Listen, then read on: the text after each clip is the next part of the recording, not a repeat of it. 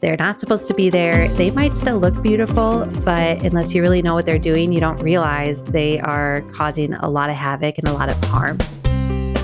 Hey everyone, this is Yvette Hampton. Welcome back to the Schoolhouse Rocked Podcast. I am back today with Eryn Lynum, and we're talking about nature and God's amazing creation and how we can help our kids grow in their knowledge and understanding of their Creator by reading His Word, by being out in creation, and how we can make this work practically in our homeschool. So we're going to talk more about that. But before we do, I want to say thank you again to our sponsor, BJU Press Homeschool. They will equip you for a successful homeschool journey, and they will be with you every step of the way. And they love being part of your homeschool journey. BJU Press Homeschool is amazing. If you call and talk to one of their consultants, they will just help walk you through what you need for your child. So whatever grade, whatever subject you are looking for, they will help you. BJUPressHomeschool.com. Well, Eryn, welcome back to the podcast. I am so glad to have you back with me today. Let's talk about a topic that I don't think we have ever in 6.5 years or so talked about on this podcast. I want to talk about climate change and how we can help our kids to understand climate change from a biblical perspective. I love this topic, and I think it's so important because it is such a hot topic in society right now. And there's a lot of extreme views on it, and there's a lot of alarm around it. Like I remember my oldest son coming to me a couple of years ago and just being really concerned because he heard about like the earth is warming up and what are we going to do about it? And especially for children who are just still developing their logic, it can be a really scary thing. And so I believe that we can redeem this and bring it back to a biblical perspective and help our children to think critically and biblically about it. Yeah. So how I've really addressed it with my children is the first starting with the world has been changing since it was cursed in Eden because of sin. Like we see that the curse dramatically changed things, like right away, thorns and thistles, and the world became very different. And so I want my children to see like it is not going to be steady. Everything is not going to be the same. There's a decay. And we're told that this world is temporary and that it is moving toward that decay. But at the same time, Adam in Genesis 2:15 was placed in the garden to tend and keep it. And that is our same job as stewards of God's earth. So we don't want to hasten that decay or do things that are harmful to what God has made. We want to steward it well, while also knowing this is our temporary home and looking forward to heaven because we have eternity in our hearts. And one reason I tell my children it's so important to be stewards of God's good earth is because this is all evidence. Like we already talked about, that we have all these materials in God's created world to point people to Christ. And so why would we want those to disappear? And so we should be doing all we can to protect them. Like a good friend of mine, she was an atheist into college, and she came to Christ through a flower. Like I know that sounds extreme, and it was a longer journey than that, but it started with her seeing a lily of the valley while she was out on a walk. And I know all these other stories and just beautiful tales of people. It started with an experience in nature. And so why would we do anything to harm those materials? Yeah. And so just helping our kids see like this is a natural decay. Not natural if we think of it as God originally created it, sure, but it's something that we should expect and know is happening and not be alarmed by. Secondly, I want my children to see that there are natural cycles within nature. So yes, the world is warming up very slowly. For instance, from 1880 to 1890, the combined land and water temperature rose about 1.3 degrees Fahrenheit over 100 years. But at the same time, I want my children to see that there was also a medieval warming period between 800 and 1200 AD that was more extreme than this. So there are also these natural rhythms, and they shouldn't alarm us. And that being key, like always bring our kids back to, we don't need to be afraid because we have eternal hope in Christ. Yeah. So we should be stewards. We should care for His earth, but we always look forward to eternity and do everything we can right now to use these natural materials, get outside with our friends, point others to the Creator so that they also have eternal hope, so that when they see the world changing, they don't have to be afraid either. Yeah. How can we help our kids? You talk about being good stewards. How can we practically help our kids to become good stewards of God's creation? First and foremost, we care about the things that we know. We care about the things that we understand. And so it might not be a direct way to help, but first what I do is I want to help my kids become familiar with species of birds because then they care about them. I want them to know the name of those birds, the name of those insects, the names of those plants and trees, because then they care about them. They want to go out and do things. Some practical things we do, of course, like we'll go and pick up trash around our natural areas. One my kids really enjoy doing is when we're by a river or a lake or a pond, they will go and get the fishing line out of the trees that fishers have left behind, because birds will take that and use it as nesting material. And then they often get stuck and end up dying in their nest because of that fishing line. So that's one that my kids really enjoy doing. But yeah, just cleaning up and helping them to also promote good habitat. We plant a native flower pollinator garden in our yard, and it has brought in so many insects and birds. It's been incredible. We've lived in this house for 2 years. Our first year was really just spent getting out what we didn't want there, a lot of invasive species. And then I hit the easy button and I ordered a pollinator native plant garden kit. And I got all these little seedlings and we put them in the ground. And I didn't expect such a fast transformation. But that second summer, we had ladybug larvae all over our bushes and all these different insects and bees and flies and crickets and grasshoppers everywhere. Like it was just, our yard was alive and it brought in all these birds. And our kids got to see like what we are doing matters. We are protecting these species. We are promoting health within God's natural world. And that feels productive. So it also speaks to the heart of work and creativity that God has placed in our children. We are helping them fulfill that purpose of stewardship. So when you see a bird and maybe, or a flower, and you don't know what kind of bird or what kind of flower it is, how do you discover what it is? There are some very easy tools you can use. One is an app called just the letter I, Naturalist, where you can take a picture and it will give you its best results based on your location and the picture itself of what that is. That has helped us so much. Even like last summer, my son brought in this incredible caterpillar. It was bright colored. It was massive. The thing was so plump. I took a picture and it showed me what butterfly it was going to turn into. Oh, wow. So not only did we know the caterpillar, but we knew what it was going to turn into. So iNaturalist is a great one. We have a ton of field guides in our home. We have bird feeders out in our front yard. That's key. Bring nature in. Put out bird feeders where your kids can see them, and then have a set of binoculars and guides of local birds. And they're just going to become curious. I've done so much I put in some work to learn, okay, what are these birds coming to our yard? And then I printed their pictures and names and I just tacked it up next to our window so that our kids see the bird out by the feeder and they can look and see which bird it is. And those are just easy ways to help them become familiar. But if you want to go further, one of my sons showed a real interest in birding. He and my husband are really the ones that got our whole family into it. And so you'll love this as a homeschool mom, but he applied for a grant and wrote a whole essay for a learning opportunity in birding. And he received the grant and used it for him and me to go on a 3-day intensive birding course up in the Rocky Mountains. Wow. And we stayed in a cabin. It was just the two of us. It was an incredible experience. And it was actually an adult class. He was the only child there. And I was just so proud of him for taking that initiative and really following what he was interested in.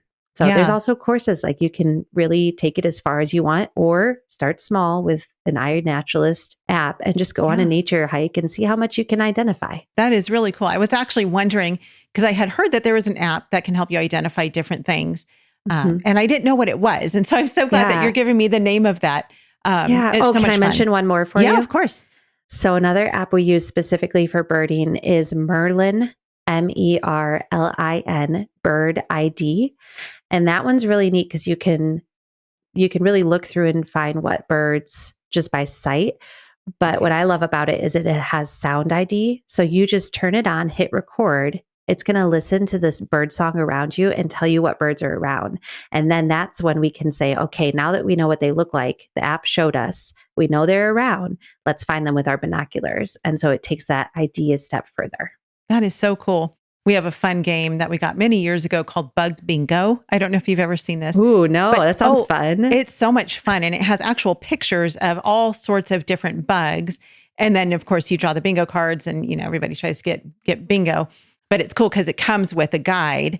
And so it has a guide telling what every single one of the bugs is and, where it comes from and facts about each of those bugs. And it's just a fun way to learn about bugs. But we have one card missing and it drives me crazy every time because you can't have a missing card in bingo, but we do. Anyway, it's lots of fun. So we're going to take a break though. We'll be right back. We want to thank all our sponsors for making this show possible. BJU Press Homeschool, CTC Math, and Apologia. Without them, we wouldn't be able to do this. Visit the show notes for links to these great companies and thank them for supporting the Schoolhouse Rocked podcast. We are back with Eryn.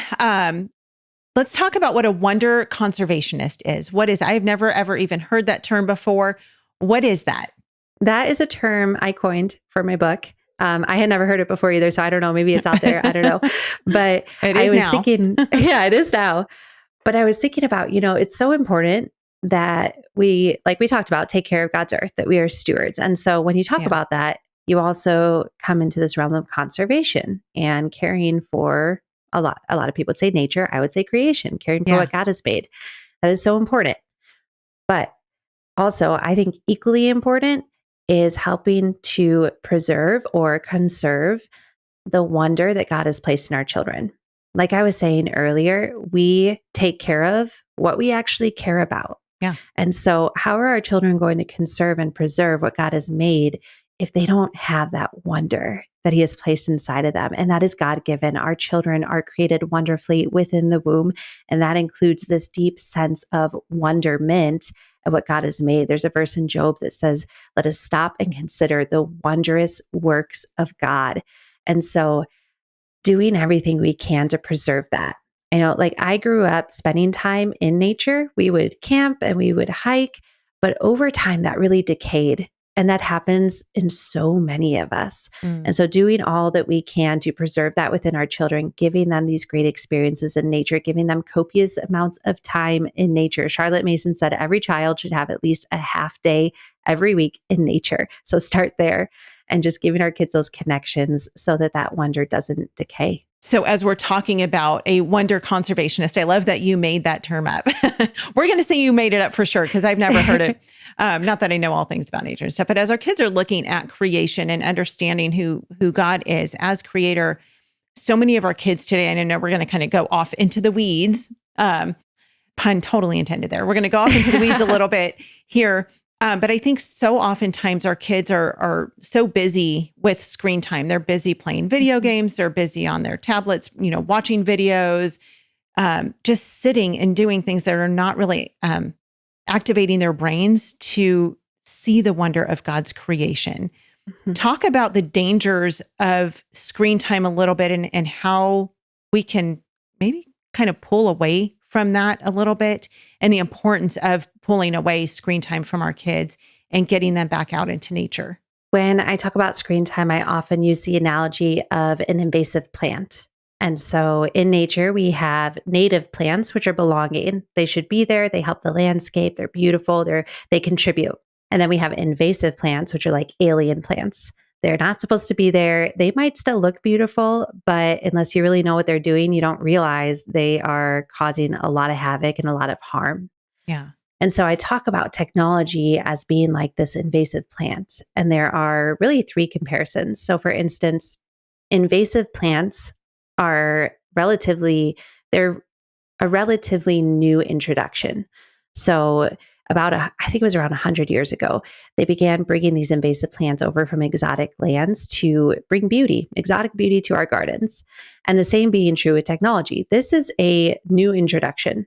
Yeah. I was, I think, 14 when I got my first phone, and then probably around 21 when I got my first smartphone. And so our kids are really the first generation growing up in this highly tech world. And so we are the first generation of parents having to navigate that. Yeah. So both invasive plants and technology are new introductions that we are having to navigate. And both of them came with some good intentions. Like I said, invasive plants were brought in to bring beauty, and technology came with a lot of great uses. Like we're using it right now to produce this podcast. Yeah. But third, and so important, is that left unchecked, both can be devastating. Invasive plants can completely ruin a landscape. I see a lot of that here in Colorado. And the same being true with technology, that if we don't keep this in check, then it overruns our kids' childhoods.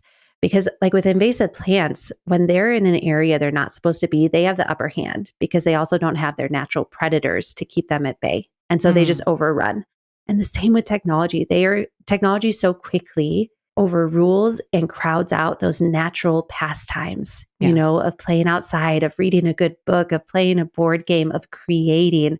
Yeah. Technology is going to really just take over that if we don't rein it in. But also, like, that can seem so daunting and so overwhelming. Like, I know I have so many struggles with screen time in my own home and raising 4 kids. Yeah.